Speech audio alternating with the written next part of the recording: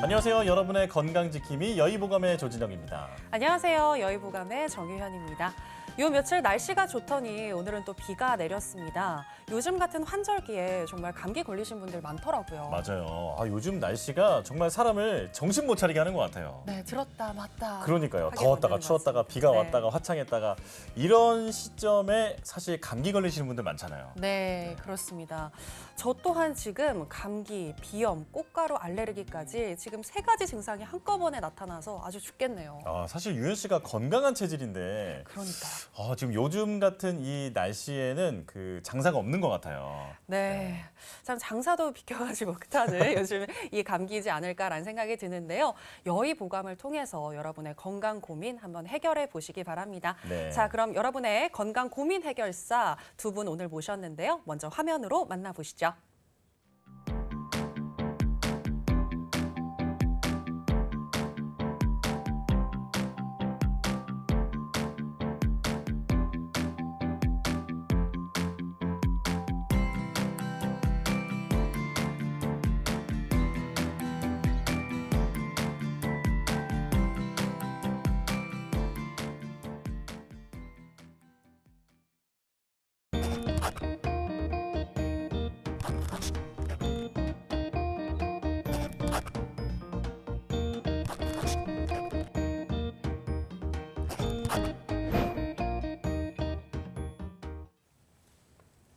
네, 이종호, 최재훈 원장님 모셨습니다. 두 분 어서 오세요. 안녕하세요. 어서 오세요. 지금 앞서서 저희가 오프닝에 이런 봄철의 건강 질환에 대해서 말씀을 드렸는데 네. 혹시 원장님들은 알레르기 같은 거 없으세요? 저는 알레르기는 없는데요. 네. 네. 요즘에 알레르기 치료를 하러 오시는 환자분들 때문에 제 진료실 바로 옆에 탕전실이 있는데 네. 알레르기 치료를 위한 박하나 이런 각종 방향성 약제를 많이 끓이거든요. 한년 안에 그런 향기가 가득합니다. 그래서 봄철이 됐구나 생각하고 있습니다. 그만큼 그렇군요. 환자가 많다는 얘기예요. 그렇죠, 그렇죠. 정말 알레르기 환자가 많은 그런 시기지 않을까라는 생각이 드는데요. 네. 우리 차재훈 원장님 같은 경우에는 알레르기 혹시 없으신가요? 저는 예전부터 비염 때문에 좀 많이 고생했던 경험이 있는데요. 네. 그래서 지금도 이런 환절기 온도가 많이 변하는 것도 그렇고요. 꽃가루 때문에 요즘에 좀 고생 중이긴 합니다. 이 비염이랑 꽃가루 알레르기랑 같이 오시는 분도 많은 것 같더라고요. 예, 비염의 굉장히 중요한 원인 중에 하나가 알레르기 부분인데요. 네. 바로 이 꽃가루가 알레르기의 원인 중에서 굉장히 큰 원인이 되기 때문에 네. 꽃가루 때문에 주는군요. 네, 맞습니다. 알겠습니다. 이 꽃가루 때문에 비염이 생기는지 또 이렇게 또 새롭게 알게 되는 것 같은데요. 조금 이따가 또 오늘의 한방에서 비염에 대해서 이야기를 해주시니까요. 이 부분 여러분들 참고해 보시면 좋을 것 같고요. 자, 오늘도 건강 지수를 높여줄 첫 번째 이야기부터 들어가 보도록 하겠습니다. 네. 자, 첫 번째는 겨울을 보내면서 몸이 허해진 것 같아서 기운 보강을 위해 공진단 많이들 찾으시는 것 같은데요. 명약이죠. 맞습니다. 한국인이 사랑하는 3대 명약이라고 하던데 어떤 약이길래 명약이라고 칭하는 걸까요? 공진단에 대해서 굉장히 여러 매체들을 통해서 많이 알고 계실 겁니다. 네. 특히나 최근에는 김혜수 씨가 주연한 드라마죠. 그 드라마에서 김혜수 씨가 공진단을 드시는 장면 때문에 좀 화제가 됐었는데요. 저도 네. 봤어요. 네. 예. 과연 어떤 약이길래 한 나라의 가장 높은 여인인 중전이 먹었던 약인지 간단하게 알려드리겠습니다. 네. 우선 공진단이라고 하는 약은 원나라 시절에 위영림이라고 하는 의학자가 5대째 가문 대대로 내려온 처방들을 모아서 낸 세의득효방이라는 그런 저서에서 나온 약입니다. 네. 네네. 바로 이 약은 그 이후에 황실에 계속 진상된 굉장히 귀한 약이고요. 그래서 황제의 보약이라고 하는 이명도 있습니다. 네. 그리고 사향, 녹용, 당귀, 산수유 이 4가지 약재로 기본적으로 구성이 되어 있고요. 네. 수승 화강을 통해서 원기를 튼튼하게 해서 전신을 건강하게 하는 그런 약입니다. 네. 수승화강? 네. 수승화강 말이 좀 어렵거든요, 원장님. 네. 네, 수승 화강 언뜻 들으면 어려운 말일 수 있는데요. 뜨거운 것들을 항상 위로 뜨고 네. 찬 공기는 아래로 가라앉지 않습니까? 네. 근데 우리 몸이 아래가 차고 위에가 뜨겁게 되면은 정상적인 순환이 이루어지질 않습니다. 그렇기 때문에 반대로 찬 것들을 위로 올려주고 뜨거운 기운을 밑으로 내려주는 이런 효과를 통해서 우리 몸의 순환을 원활하게 해줘서 건강하게 하는 그런 약이라고 보시면 됩니다. 그렇군요. 그렇구나. 저는 이 공진단이 한 집안의 어떤 비법에서 유래한 거라고는 정말 생각을 못했는데 네. 정말 대단한 명약이었던 것 같습니다. 자, 그리고 수승화강의 원리까지 설명해 주셨는데 정말 궁금한 게 공진단이라는 이름은 어떻게 유래가 된 건가요? 네, 공진단이라는 이름은 논어에서 시작된 이름입니다. 논어는 옛날 중국의 정치 사상에 대한 책인데요. 네. 공진단의 공은 공경할 공자고 공진단의 진은 북극성을 뜻하는 별 진자인데요. 네. 북극성을 공경한다는 뜻이죠. 그러니까 한 나라에서 정치를 할 때 덕으로서 정치를 한다면 북극성을 제자리에 두고 모든 별들이 북극성을 통해서 정렬이 되는 것처럼 우리의 건강도 원기를 제대로 회복을 하면 모든 문제들이 같이 해결되는 데 도움이 될 수 있다는 뜻이겠죠. 어. 그래서 옛날 동의보감에 보면 공진단을 쓸 때 다양한 여러 가지 상황과 치료에 너무 맞추지 말고 네. 인체의 근본적인 부족함을 채워넣는 데 집중해서 치료를 한다라는 구절이 있거든요. 네. 그렇게 공진단은 인체의 원기를 잡아주는 역할을 하고요. 네. 옛날 왕이 먹었다고 하는데 그때도 하루에 복용량 정도가 하루에 7개 정도 되는 거예요. 7알이요? 오, 부럽다. 아침에 일어나서 한 번씩 힘들 때마다 한 번씩 드시고 네. 또 식사 후에 한 번씩 드시고 해서 몸의 스트레스와 피로를 풀고 원기를 회복하는 개념들을 왕에게 적극적으로 치료를 도와드렸던 것 같습니다. 이렇게 와. 공진단은 왕들이 드시는 이 북극성을 중심으로 모든 것들이 정렬되는 아주 귀한 약입니다. 아, 그렇군요. 그러니까 정리를 해보자면 기를 바로 잡아서 다른 기관까지 튼튼하게 해주는 그런 원리를 가지고 있는 거네요. 알겠습니다. 그렇다면 인체에 가장 중요한 이 근본을 다스리는 만큼 사용하는 약재도 일반적이진 않을 것 같은데 어떤 약재가 들어가나요? 네, 공진단에는 아까 설명드린 것처럼 사향, 녹용, 그리고 당귀, 산수유 이 4가지가 기본적으로 들어가게 되는데요. 네. 그중에서 우선 당귀부터 설명을 드리게 되면요. 우리 몸의 최고의 보혈제라고 할 수 있는 약입니다. 네. 그래서 혈액 생성을 돕고요. 혈액 순환을 촉진하는 그런 효과가 있습니다. 그리고 다음으로 산수유 같은 경우에는 보음 보정약으로서 굉장히 우수한 효과를 가지고 있습니다. 그래서 간과 신의 기능을 활성화시키고요. 항노화, 항염 작용이 있고 또 하나 성기능 감퇴에서도 굉장히 좋은 효과를 내는 그런 약이라고 보시면 됩니다. 네. 다음으로 이제 가장 중요한 사향이라고 하는 약이 들어갑니다. 이 사향은 사향노루, 생식기 근처 사향낭에서 추출한 향료인데요. 네. 성분은 무스콘, 탄산암모늄, 지방 등으로 이루어졌는데 무스콘이라는 이름 어디서 들어본 적 없으신가요?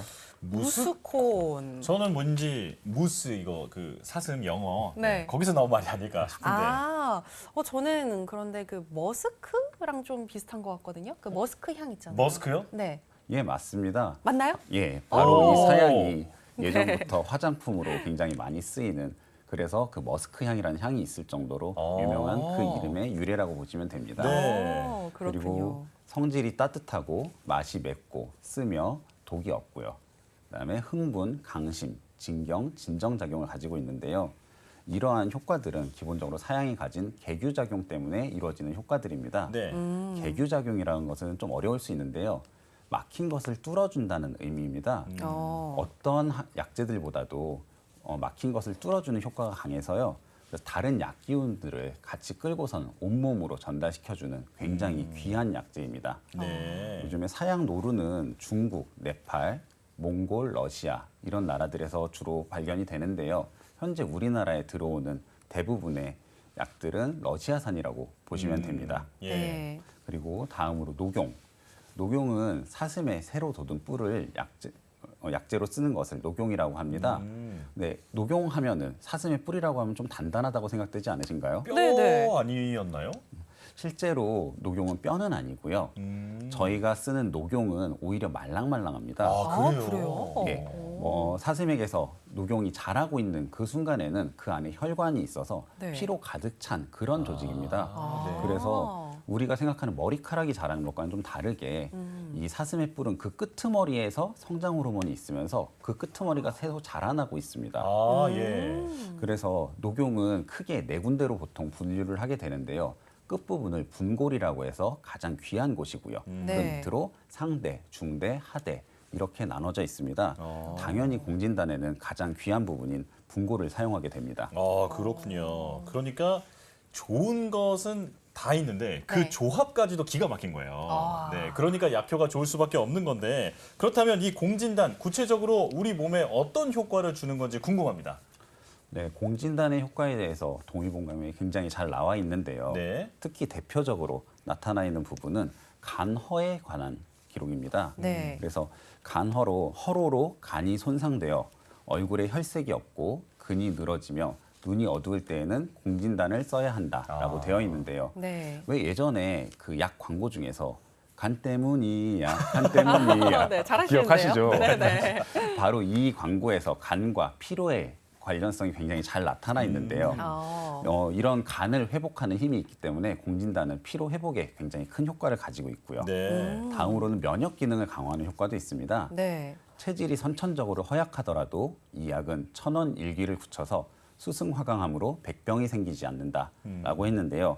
기본적으로 한의학에는 치미병이라고 하는 개념이 있는데요. 네. 네. 미래의 병을 치료한다라는 개념이라고 보시면 됩니다. 그래서 이런 천원일기를 굳혀서 앞으로 오지 않은 그런 부분들을 치료하는 약으로서 공진단이 굉장히 잘 쓰이는데 이 부분이 현대적으로 번역하자면은 면역 기능 강화라고 볼 수 있겠죠. 그렇겠네요. 네. 그러니까 피로 회복에도 좋고 또 면역 기능을 강화시키는 데도 공진단이 좋다라고 이야기를 해주셨는데요. 그리고 제 주변에는 기력이 딸릴 때뿐만이 아니라 또 이 수면의 질이 떨어지시는 분들, 뭐 불면증을 가지고 계시거나 뭐 수면 건강이 조금 안 좋으신 분들이 공진단을 또 찾으시더라고요. 네. 그 이유가 있을까요? 네. 공진단은 인체에 휴식을 주는 약인데요. 네. 인체의 피로 회복과 인체 면역 기능 강화에 도움이 되는 거죠. 그래서 수승화강 이게 나왔는데 네. 수승화강이라고 하는 게 따뜻한 기운이 밑으로 가고 찬 기운이 위로 올라가면 순환이 되는 건데 네. 종합적으로 보면 물이 따뜻하게 데워지는 거거든요. 그러니까 몸과 마음이 데워지는 거예요. 따뜻하게. 좋다. 네. 네. 그런 상태에서 수면이 이루어져야 사람이 회복이 된다는 거죠. 그래서 열이 내려가지 못해서 어깨랑 머리가 뜨거워졌을 때 스트레스를 받을 때 꿈도 많아지고 수면도 자꾸 깨고 그러는 거죠. 그래서 이 열을 몸의 중심으로 내려주는 효과가 공진단에 있는 건데요. 네. 앞서 나온 공진단의 사양이 뇌의 혈관을 열어서 머리를 식혀주고요. 녹용이 몸을 채워서 물을 끌어올려줘요.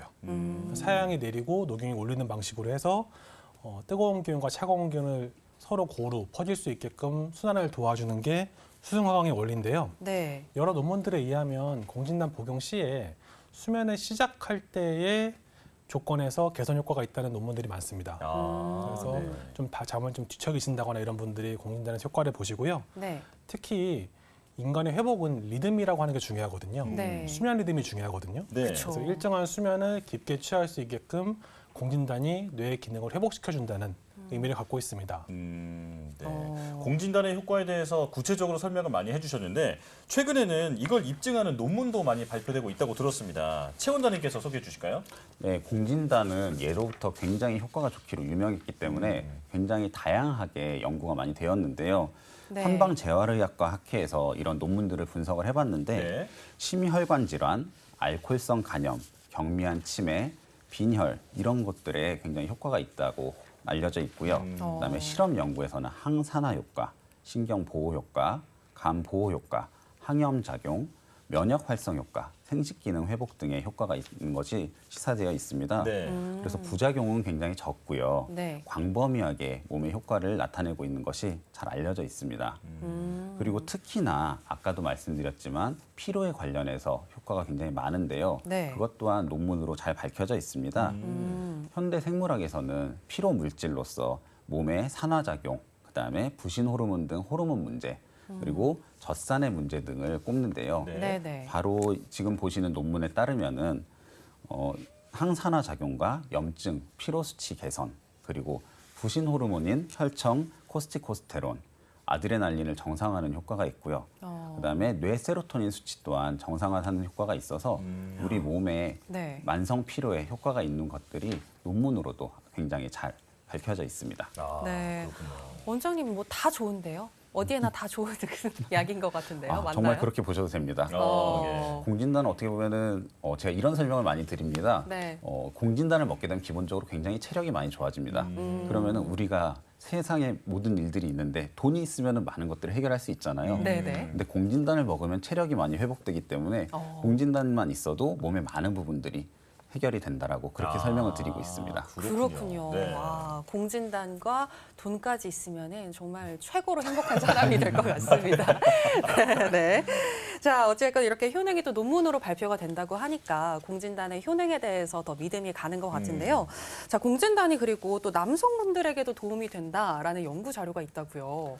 예, 맞습니다. 네. 아무래도 어떻게 보면 남성분들은 아까 말씀드린 피로 회복보다도 더 많은 관심을 가질 수도 있는 그런 주제인데요. 예. 네, 그렇죠. 바로 공진단은 사형과 녹용의 효과를 극대화한 약제인데 특히 이제 그 중에서도 녹용의 효과 그리고 같이 들어간 산수유의 효과가 극대화된 게 바로 이 정력 회복 부분에 대한 부분입니다. 네. 네.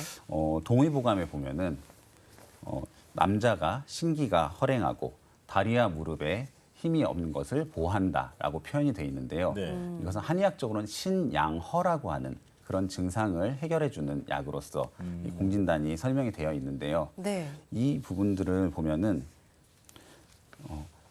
공진단을 처방했을 때 남자분들이 드시고 나서 그 부인분들이 간혹 오셔서 약간 뭐랄까요? 약간 토로하시는 경우가 있습니다. 어떤 네. 부분이냐면은 요즘에 너무 잠자리가 잦아져서 좀 힘들다. 혹은 예. 오히려 좋으시다.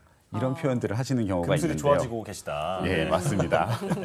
동의보감에서는 이렇게 남자에 대한 효과만 표현이 되어 있지만은 실제로는 여성분들에게도 굉장히 좋은 약인데요. 실제로 여성들의 자궁 건강 그리고 네. 임신에도 굉장히 좋은 효과가 있음이 알려져 있습니다. 예. 이러한 부분들은 단순히 동의보감에만 있는 게 아니고 논문으로도 잘 밝혀져 있습니다. 네. 지금 이제 보시는 논문을 보면은 공진단을 투여한 생쥐들에게서 결과를 얻은 것인데요. 공진단을 투여한 분들은 암컷에게서 전체 난자 숫자 그리고 정상 난자 숫자의 비율이 굉장히 높아졌다고 되어 있고요. 예. 그다음 이런 부분들은 바로 난소의 노화에 관련된다고 할 수 있습니다. 네. 그리고 수컷들에게서도 정자의 양과 그다음에 운동성, 그다음에 정상적인 정자의 숫자가 늘어남이 잘 알려져 있습니다. 그리고 생쥐들의 경우에는 교미율도 증가됐다고 하네요. 네. 말 그대로 남녀 모두에게 좋은 명약이다 이렇게 정리할 수 있을 것 같은데 자 그리고 처음에 그 공진단의 효과에 대해서 말씀해 주실 때 이 뇌기능 부분에 대해서도 강조를 하셨던 것 같거든요. 이것도 예, 좀 맞습니다. 설명해 주시죠. 공진단은 뇌에 굉장히 효과가 좋은 약인데요. 이 부분은 바로 사양의 효과 때문에 나타나는데요. 네. 네. 사양은 향이 굉장히 중요한 약재입니다. 이름부터 향이라는 말이 들어가 있죠. 네.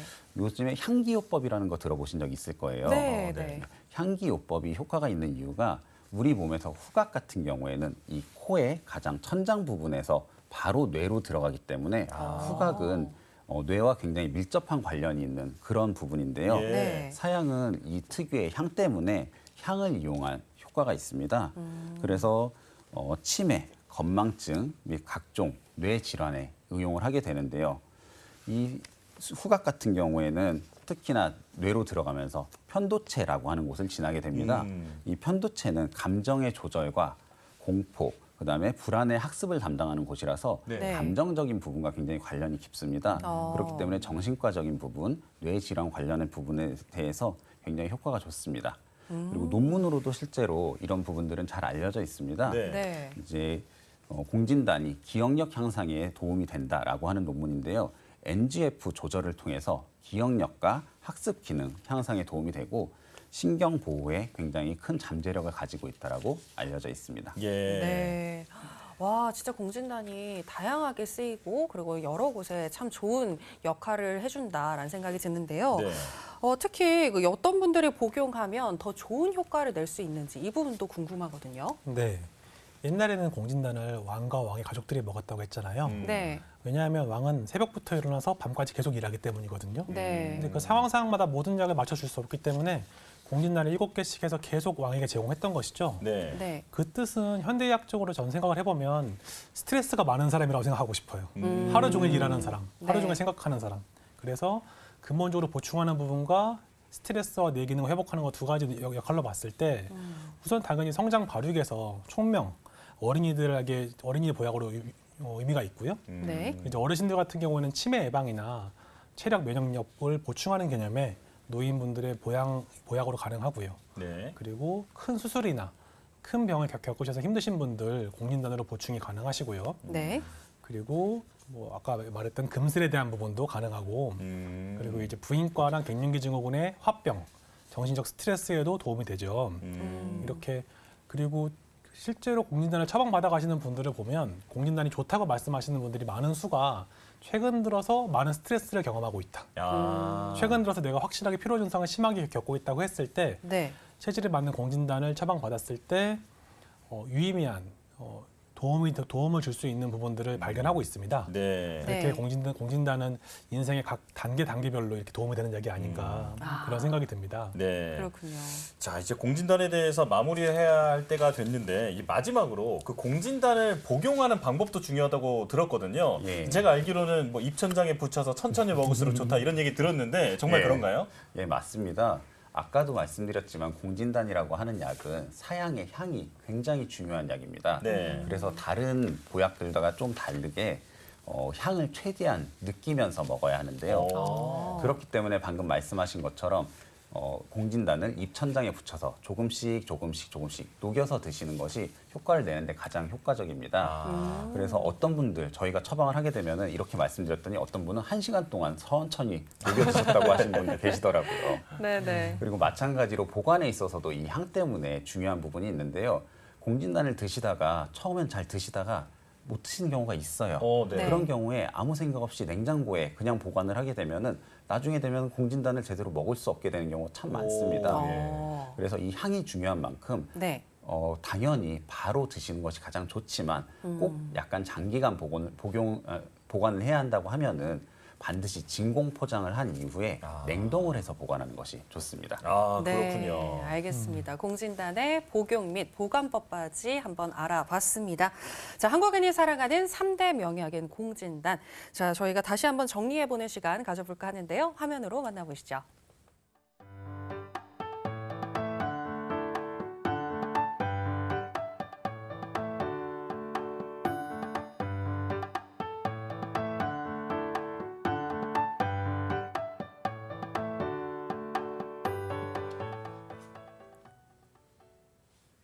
네, 생방송으로 보내드리고 있는 여의보감 지금 8시 22분을 지나고 있습니다. 자, 첫 번째 주제인 공진단에 대해서 알아봤고요. 이제 두 번째 주제, 제가 정말 궁금했던 피로입니다. 네, 피로에 대해서 얘기를 나눠보려고 하는데요.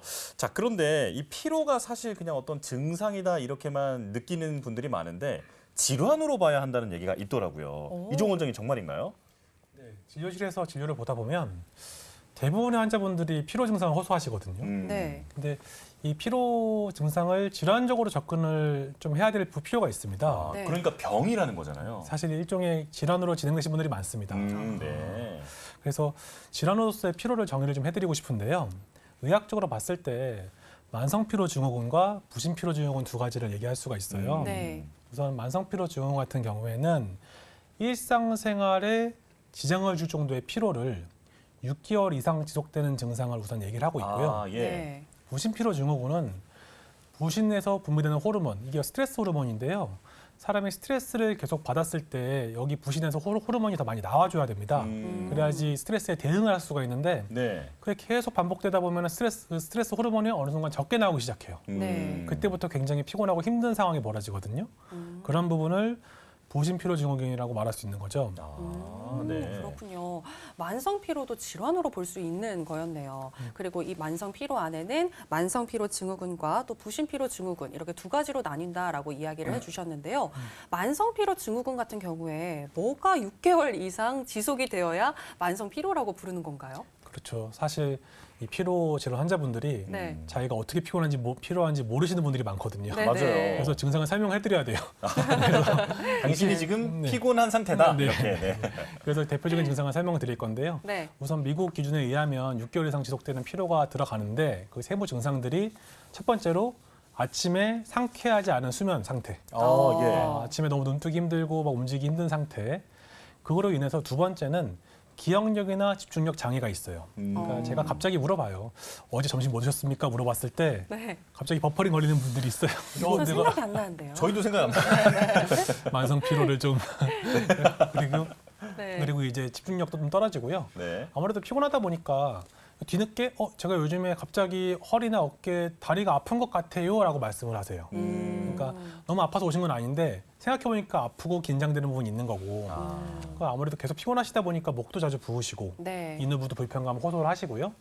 그리고 마지막으로는 잦은 두통, 어깨 근육 긴장과 더불어 머리 쪽으로 통증이 자꾸 발생을 하면 이 증상이 6개월 동안 계속 진행된다고 하면 그때는 만성 피로 증후군을 의심할 수 있다고 생각합니다. 네. 그렇군요. 이 피로가 만성으로 진행되다 보니까 내 몸이 지금 피곤한지조차 모르고 계시는 분들이 많을 것 같다 이런 생각이 드는데요. 네. 자, 그리고 이제 두 번째 피로의 어떤 원인, 부신 피로 증후군이라는 게 있었는데 이건 어떤 질환인가요? 부신 피로 증후군 아까 공진단 관련 논문에서도 언급된 부신 호르몬의 문제 때문에 발생하는 문제인데요. 네. 네. 부신 호르몬은 다르게 보자면은 마치 자동차에서 엔진의 점화 플러그 역할 같은 걸로 보시면 됩니다. 네.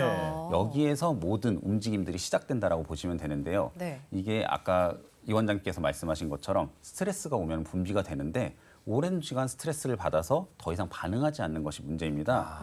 그래서 이 부신 피로군의 증후군의 증상으로는 극심한 피로감, 불면증, 우울감, 어지러움이랑 실신, 예민해지는 것 이런 증상들이 있고요. 네. 그에 따라서 아까 비슷하게 집중력과 기억력이 저하, 그다음에 명치 부위 뻐근함 및 설사, 변비를 반복하고 네. 소화 불량, 야간요, 생리적 긴장감이 월경통, 두근거림과 어깨 긴장, 요통 이런 것들이 더 심해지게 됩니다.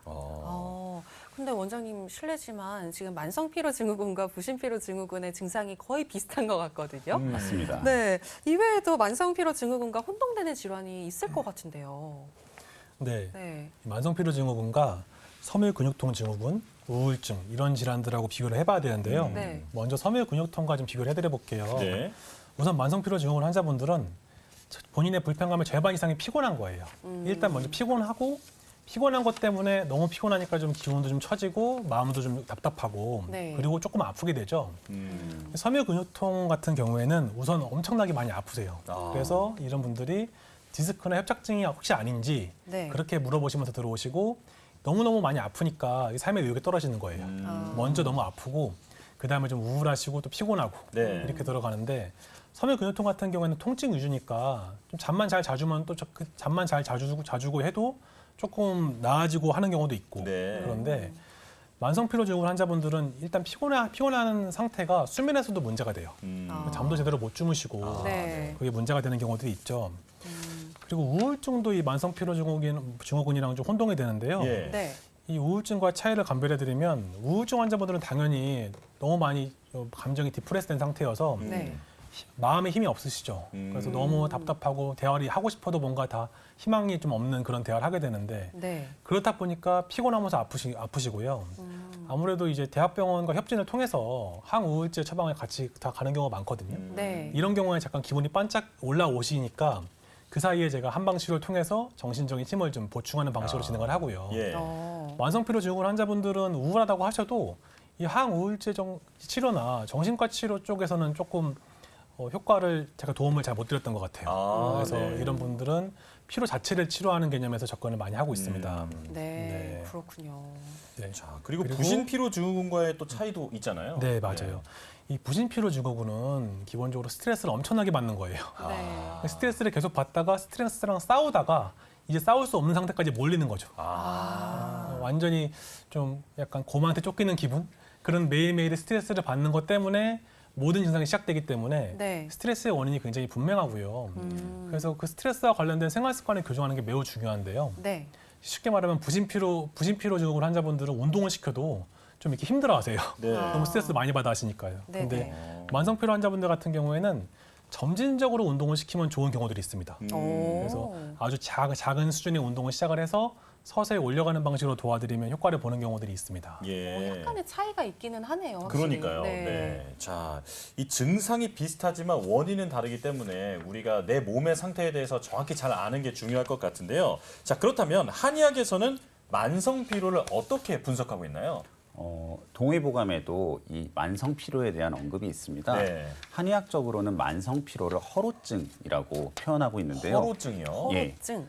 허로증. 이 네. 로는 노동할 때 노입니다. 아, 바로 이해가 되시죠? 네. 네네. 그래서 허로증은 먹는 양이 줄고 정신이 어두우며 허리, 등, 가슴 옆구리 근육과 뼈가 당기고 아프며 조열, 자한, 기침, 가래가 있는 것이 일반적인 증상이라고 나와 있습니다. 예. 네. 마찬가지로 아까 제가 설명드린 공진단이 또 이 허로증의 치료에서 굉장히 중요하게 쓰이고 있는 그런 약이라고 보시면 됩니다. 예. 네, 네. 그래서 허로증이 진행되는 것에 따라서도 설명이 되어 있는데요. 이제 몸의 바깥쪽 피부에서부터 혈맥, 기육, 근맥, 골맥까지 밖에서 점점 안쪽으로 증상이 나타나는 것이 잘 설명이 되어 있습니다. 예. 그렇군요. 그러니까 만성 피로를 허로증이라고 하는 거였네요. 저도 처음 알았는데, 근데 보통 한의학에서는 이 원인을 하나로 보지 않고 조금 더 구체적으로 파악을 해보고 몸의 전체적인 균형을 맞추려고 노력을 하잖아요. 자, 그렇다면 허로증 역시 뭔가 원인이 다양할 것 같은데 어떤 게 있을까요? 옛날 동의보감에는 허로증의 원인을 5가지로 봤는데요. 네. 네. 이 로라고 하는 게 노력하는 거거든요. 네. 그러니까 잘 살려고 노력하는 겁니다. 네, 그렇죠. 근데 장기별로 열심히 하려고 했을 때 어떤 문제가 생기는지를 말하고 있는데요. 대표적으로 간로, 간이 피곤함을 많이 일으키잖아요. 네. 많은 계획과 많은 설계를 하시는 분들이 간이 잘 피곤하세요. 앞으로의 계획과 치밀한 설계를 하시는 분들. 네. 근데 그런 분들이 간이 자꾸 피곤해지면 좌우측 늑골부가 뭉치면서 깊은 호흡을 하기 어려워지고 숨이 짧아지거든요. 네. 간이 아무래도 옆구리 쪽에 있다 보니까 동의보감에서 그렇게 설명이 나와 있고요. 대표적인 치료약이 공진단입니다. 예. 그래서 이 피로를 회복을 하고 피로 치료약으로서 공진단 처방에 들어가고요. 네. 두 번째 심로는 심장에 많이 쓰는 건데요. 심장을 쓴다는 거는 아무래도 신경이 과민해진다는 거예요. 네. 심장을 많이 써서 더 혈액순환을 활성화시키면서 내가 더 과민해진다는 거고, 옛날 동의보감에 보면 입과 혀가 헌다고 돼 있습니다. 네. 그러니까 이 혀의 근육이 심장이랑 비슷하다고 봐서 진료실에서 보면 이렇게 혀가 빨갛게 되시는 분들이 있어요. 아, 예. 구내염이나 혀가 빨갛게 되시는 분들이 신경을 극도로 많이 쓰시면 옛날에는 심장이 많이 피곤하다라고 봤던 거죠. 그때 또 들어가는 약이 천황보신단이라는 유명한 약이 있고요. 네. 네. 세 번째는 비로는 이제 헛된 생각이라고 돼 있는데 사실 이런 거예요. 스트레스를 많이 받으면 밥맛이 없잖아요. 네. 소화가 네. 느려지잖아요. 네. 그러니까 스트레스 때문에 위장이 천천히 움직이는 현상을 비로라고 얘기를 하는 거거든요. 밥맛이 없어지는 건가요? 네, 네. 소화도 더부룩하고. 아. 네. 그래서 이 창만하고 좀 배가 좀 소화가 안 된다. 음. 그때 이제 삼령백출산 이런 약을 많이 쓰는 거고요. 네. 네. 이 특히 요즘에 그 코로나 후유증 있잖아요. 네. 네. 그 얘기에서 코로나 후유증 이후에 입맛이 없고 그러신 분들이 있어요. 그래서 그런 분들을 비로로 보고 삼년백출산 처방한 사례들이 있고요. 그리고 이제 폐로는 이제 아무래도 근심이 많아서 호흡이 너무 짧아진다는 얘기인데 폐가 많이 피곤하신 분들 같은 경우에 숨이 자꾸 짧아지시는 거예요. 네. 심호흡이 안 되시는 거죠. 그래서 옛날에는 그런 분들을 코로 숨에 못 쉰다라고 얘기를 했고요. 네. 마지막으로 신로는 좀 다른데 신로는 잘 없으신데 옛날로 치면 장수 같은 분들이거든요. 예. 자신의 지조와 절개를 지키고 네. 허리 꿋꿋하게 세우시는 분들인데요. 아. 이런 분들이 허리가 잘 아프세요. 그래서 귀도 올리고 얼굴도 빨개지고 해가지고 유명한 약 중에 육미지향원이라는 약이 있고 네. 특히 밑에 신기한이라는 약은 육미지향원의 오미제를 첨가한 약인데 아이들 성장에도 많이 씁니다. 네. 왜냐하면 아이들이 허리 뻣뻣하게 세우면 좋잖아요. 꼿꼿하게. 아. 그래서 지주와 절개를 키워서 성장을 좀 할 수 있게끔 하는 개념이 있죠. 아, 그렇군요. 설명을 들어보니까 역시 스트레스는 만병의 근원이다. 네, 네. 이런 생각이 듭니다. 자, 그리고 우리가 보통 피곤하다고 하면 푹 쉬고 또 잘 먹고 잘 자면 좀 나아진다고들 알고 있는데 네. 운동을 처방하는 경우도 많이 있단 말이죠. 자, 그런데 운동을 하면 안 그래도 피곤한데 몸이 더 피곤해지지 않을까 이런 걱정이 되기도 하는데 네. 이런 만성 피로 환자 운동을 해도 되는 건가요?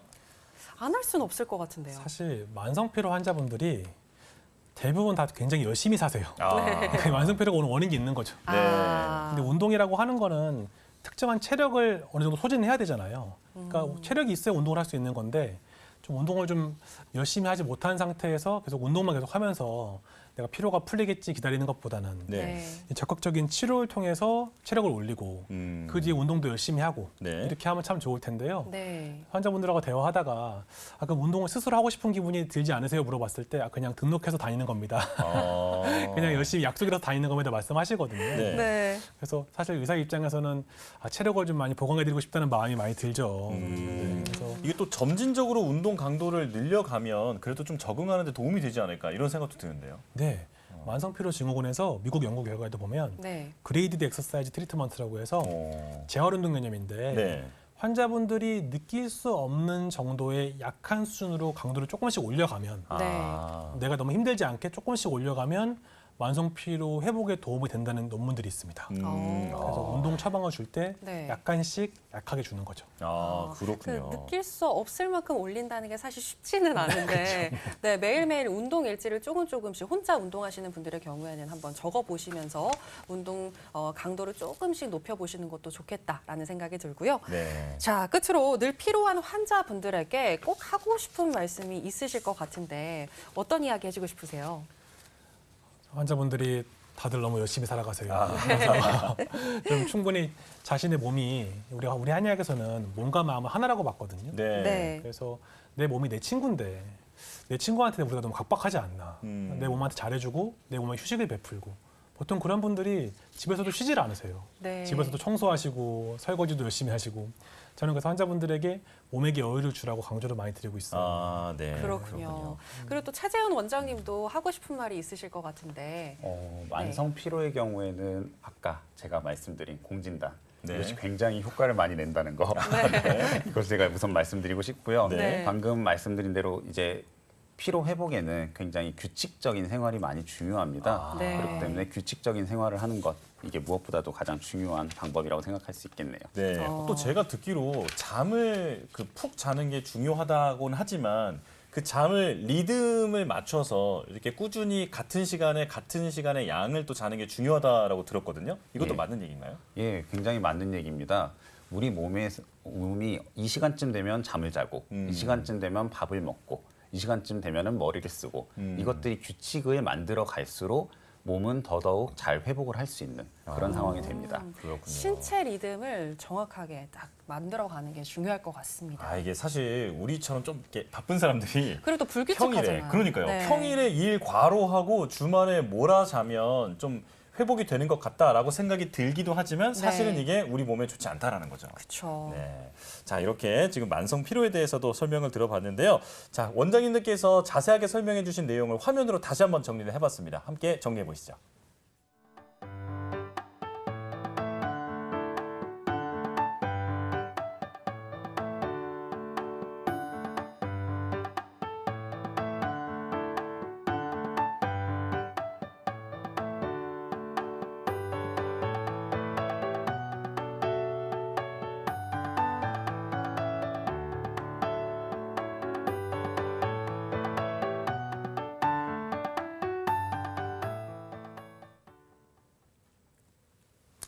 자, 더욱 다양한 한방 정보에 집중해 볼 수 있는 시간이죠. 바로 오늘의 한방입니다. 자, 오늘은 어떤 주제를 가지고 오셨을지 화면으로 함께 만나보시죠.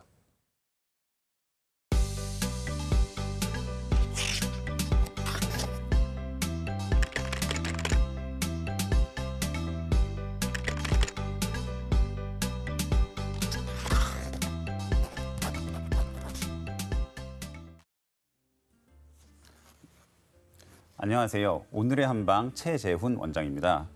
오늘 저는 비염에 대해서 좀 자세히 알려드리려고 하는데요. 우선 비염에 대해서 말씀을 드리면 비염은 콧물, 재채기, 가려움증, 코막힘 중 한 가지 이상의 증상을 동반하는 비점막의 염증성 질환입니다. 비점막의 염증성 질환은 조금 이따 말씀드릴 부비동염 그리고 축농증과는 좀 다르게 일반적으로 바이러스성으로 많이 나타납니다. 비염이라고 하면은 항상 코에 뭔가 이제 코막힘, 콧물 등을 달고 계시는 경우를 많이 생각하실 텐데요. 사실 급성 비염의 경우에는 코감기라고 하시는 게 맞습니다. 근데 일반적으로 우리가 알고 있는 비염이라고 하면은 보통 만성 비염이 우리가 많이 얘기를 하게 되죠. 그리고 이와 다르게 축농증이라고 하는 것, 이건 다른 말로 하면 부비동염이라고 하는데요. 부비동염은 코, 비강 이 아닌 그 옆부분에 있는 얼굴에 있는 여러 동굴들을 부비동이라고 얘기하는데요. 이 부비동 안에 염증이 생기면서 그 안에 농이 가득 차는 것, 이것을 바로 축농증이라고 얘기를 합니다. 그래서 축농증 같은 경우에는 보통 어른들보다는 아이들에게서 잘 생기는데요. 그 이유가 아이들은 아직 얼굴 뼈의 성장이 다 이루어지지 않아서 비강과 부비동의 구분이 잘 되어 있지 않습니다. 그러다 보니까 비염이 굉장히 쉽게 축농증으로 넘어가는 그런 문제가 있습니다. 그리고 이 비염은 여러 가지 분류가 되는데요. 우선 양의학적으로 분류를 보면요. 알레르기성 비염이 있습니다. 오늘 아까 오프닝 때 얘기하셨지만 꽃가루 때문에 오는 알레르기 이런 것들도 비염의 원인이 되게 되고요. 그 이외에도 뭐 진먼지라든지 굉장히 다양한 이런 알레르기가 결국 그 인자에 의해서 비강의 염증을 만들어내게 되면 그런 염증이 지속되게 되면 그게 바로 만성 비염으로 넘어가게 됩니다. 그 이외에도 비후성 비염이라고요. 비후성 비염은 코의 점막, 이 피부 자체가 두꺼워져서 생기는 문제인데요. 코 피부가 두꺼워지게 되면은 이게 정상적인 작용을 하는 것이 아니고 오히려 정상적인 기능을 방해를 하게 됩니다. 그다음에 더 많이 두꺼워지게 되면 공기가 지나는 통로를 막으면서 숨 쉬는 것도 어렵게 하죠. 그래서 이러한 것들을 비후성 비염이라고 얘기를 하고요. 그 다음으로는 만성 감염성 비염이 있습니다. 이것은 끊임없이 계속 코가 감염이 되면서 이제 비염으로 넘어가는 건데요. 아이들이 처음에 유치원에 가게 되면은 굉장히 끊임없이 감기에 걸리게 됩니다. 이러다 보면은 약간 이렇게 넘어가는 경우가 간혹 있습니다. 그다음에 그 이외에도 한방적으로도 이 비염을 분류하게 되어 있는데요. 한방적인 비염의 분류를 보면은 크게 열성 비염과 냉성 비염이 있습니다. 아까 양의학적 분류와는 좀 많이 다르기 때문에 이건 뭐지 싶으실 수 있는데요. 아까 제가 말씀드린 공진단과도 굉장히 밀접한 관련이 있는 그런 상태인데요. 아까 공진단에서 말씀드린 것처럼 몸이 위에 열이 가득 차고 몸은 오히려 차갑게 되면은 문제가 많이 생기거든요. 그 내용 중에 하나인데 얼굴 쪽으로 위쪽으로 열이 차게 되는 경우에는 비점막이 붉어지고 그다음에 열 때문에 비점막 자체가 윤기 있는 상태가 아니라 건조해집니다. 그렇게 되면은 외부적인 자극에 굉장히 쉽게 자극을 받으면서 콧물이나 재채기 이런 것들이 나오게 됩니다. 그래서 이런 열성 비염이 있고요. 이런 열성 비염의 기본적인 원인은 결국 몸의 순환이 잘 되지 않아서입니다. 그런데 열성 비염 수준이 아니라 더 오랜 시간 동안 몸이 순환이 되지 않는다면은 이제는 몸 위쪽까지도 차가워지는 냉성 비염으로 넘어가게 됩니다. 그래서 열성 비염과 냉성 비염은 저희가 비내시경을 통해서 코 안쪽을 보면 알 수 있는데요. 코 안쪽을 보면 열성 비염은 이 비점막 자체가 붉고 그다음에 건조해진 상태로 보이게 되고요. 냉성 비염은 건조한 게 아니라 오히려 약간 콧물이 있기도 한데 기본적으로 창백하게 보이게 됩니다. 정상적인 순환이 되지 않는다는 의미죠. 그래서 두 가지 중에서 경중을 따지자면은 오히려 냉성 비염이 더 어려운 것이고 그래서 저희가 치료를 할 때에도 냉성 비염 가지신 분들에 대한 치료 기간을 더 길게 잡게 됩니다. 그리고 이러한 비염에 대한 치료 방법도 있는데요. 우선 양약을 치료하는 방법들은 기본적으로 증상에 대한 치료가 기본이 됩니다. 그래서 여기 화면에 나와 있는 항히스타민제, 거담제, 항생제. 항히스타민제는 이제 알레르기 반응에 관련한 약이고요. 거담제는 가래에 관련한 약이죠.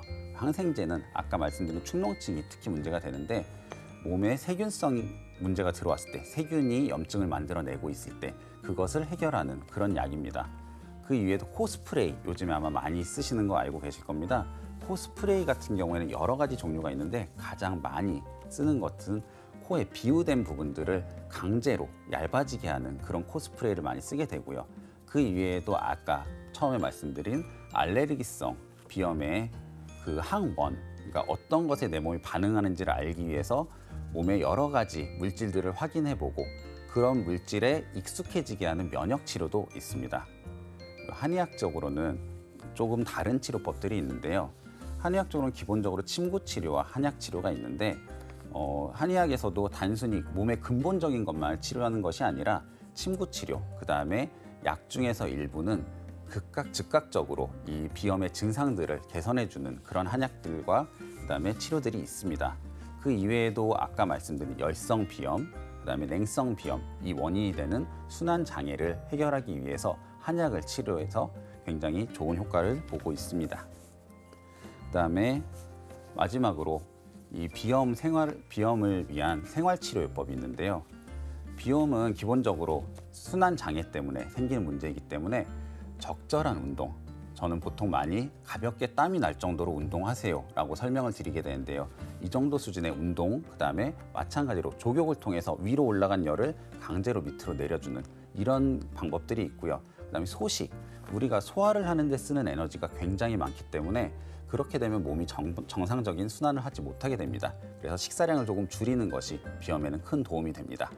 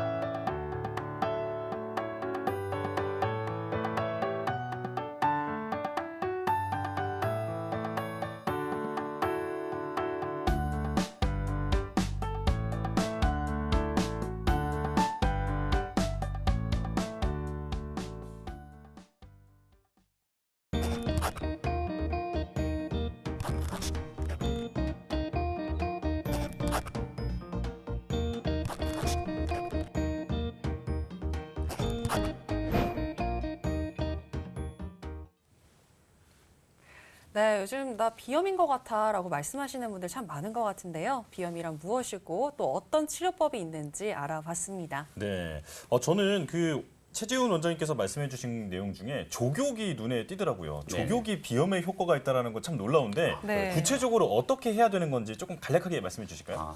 족욕 같은 경우에는 이제 물의 온도가 상당히 중요합니다. 약 40도에서 42도 정도의 온도에서 15분에서 20분 정도 발을 담그고 있으면 가장 효과가 좋다고 볼 수 있습니다. 그걸 뭐 날마다 해야 되는 건가요? 매일 하면 가장 좋죠. 그렇군요. 네, 그리고 비염이 오기 전에 예방을 하는 것도 굉장히 중요할 것 같은데 네. 예방할 수 있는 가장 좋은 방법이 있다면 어떤 걸까요? 요즘에 그런 얘기 들어보셨을 거예요. 요즘에는 감기를 잘 걸리지 않는다라는 얘기 들어보셨을 거예요. 네. 아무래도 코로나 이후로 마스크를 쓰다 보니까 이 비강의 온도가 일정하게 유지가 되면서 그것이 이제 요즘에 감기가 덜 걸리는 굉장히 좋은 그런 효과를 내고 있습니다. 그렇군요. 네. 이 비강의 온도도 일정하게 유지하는 게 이 비염을 예방하는 데 큰 도움이 된다. 네. 이 부분도 꼭 기억을 해두시면 좋겠습니다. 네, 온도와 습도를 항상 일정하게 유지해 주시고요. 그리고 무엇보다 청결 항상 신경 써 주시고 요즘 같은 또 한절기에는 항상 이렇게 따뜻한 물, 카페인보다는 따뜻한 물을 많이 섭취하시면서 면역력 강화시키는 데 집중해 보시면 좋을 것 같습니다. 네, 자 여의보감 오늘 저희가 준비한 소식은 여기까지입니다. 네, 저희는 내일 이 시간 또 알찬 건강 정보로 다시 돌아오도록 하겠습니다. 함께해 주신 여러분 고맙습니다.